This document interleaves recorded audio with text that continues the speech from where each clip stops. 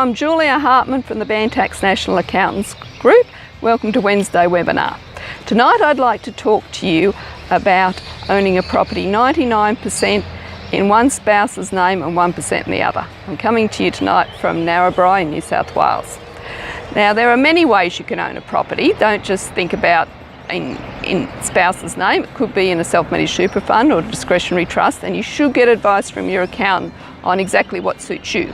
But if that advice comes back that it should be owned in one spouse's name, then I want you to consider just 99% in that spouse's name and 1% in the other. So if it's positively geared property, you might consider it 99% in the low income earner's name and 1% in the high income earners, or vice versa.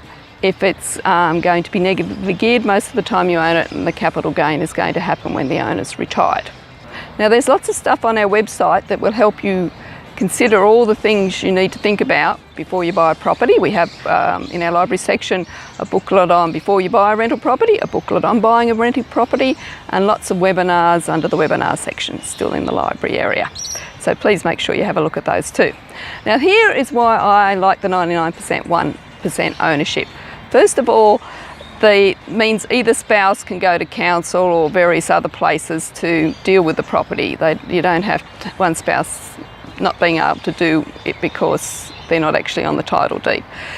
Another little advantage for the 1% owner, because that might have been zero owner and it was only in the other spouse's name, they could sell it without really you knowing about it, and sure, mutuality of marriage would protect your rights to the proceeds of those sales, but you've got to go through the courts to get it. So that little 1% probably is a good way of protecting yourself too. A little advantage on the side is if you have to travel to repair or inspect the property and you're going together, well, at least both of your travel expenses are tax deductible instead of having to be apportioned. We talk sometimes about the worry that the banks force both spouses to be on the loan documents, and if it's only in one name, the tax office could argue that only some of the borrowings were used to buy the property because only some of the borrowings belong to that spouse. At least with the owning at 99-1, when both spouses' names on the loan documents, you don't have to worry about the tax office splitting hairs over that.